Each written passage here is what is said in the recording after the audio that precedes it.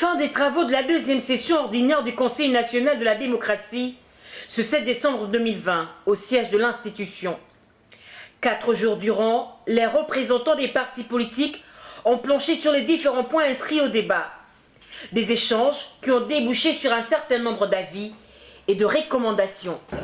Nous avons parlé de l'organisation du CND, des financements des partis politiques, de la nécessité d'une concertation avec le gouvernement pour qu'un certain nombre de résolutions et d'avis puissent être appliqués pour le bien-être de la population.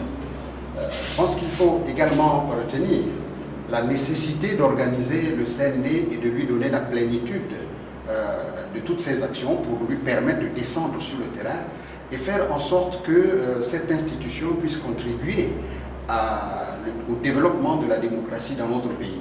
L'émission régalienne de l'institution et sa non-consultation au débat national, des points qui ont suscité bien de réactions.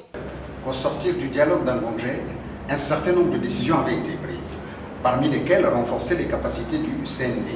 Il ne faut pas que ça reste au niveau de la parole, mais il faut que cela soit acté par des décisions qui doivent être, ces dispositions doivent être traduites en loi pour que le CND puisse avoir la plénitude de l'action qu'on lui a donnée.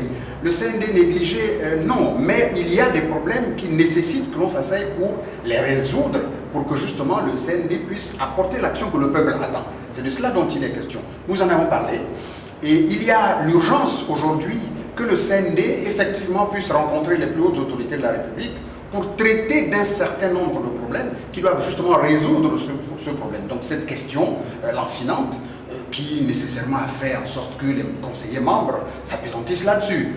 Nous attendons avec impatience, sinon avec insistance, cette rencontre pour nous permettre de discuter avec le chef de l'État, avec l'exécutif, pour permettre au CND d'évoluer normalement. Au cours de ces travaux de la deuxième session ordinaire du CND, les participants ont évoqué le point relatif aux recommandations du dialogue d'Angongé.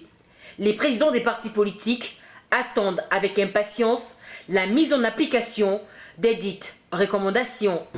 C'est un banja au sein duquel, lorsque les problèmes se posent, toute la classe politique doit pouvoir s'asseoir pour traiter les problèmes de fond. Je pense qu'il faut également parler de ce dialogue d'Angongé où les différentes résolutions qui avaient été prises jusqu'à présent ne sont pas encore appliquées dans leur totalité, alors que ces différentes résolutions auraient permis d'assainir le climat politique et très certainement d'avoir des avancées significatives sur ce qui s'est réellement passé à Angongé. Ce sont des attentes des populations. Nous pensons qu'au cours de ces dialogues, un certain nombre de décisions avaient été prises. Il faut maintenant les appliquer pour le bien de tout le monde. De cette deuxième session du CND, on retiendra surtout que la balle est désormais dans le camp de l'exécutif et des parlementaires. Des réactions positives de leur part permettront au Conseil national de la démocratie de pleinement jouer son rôle.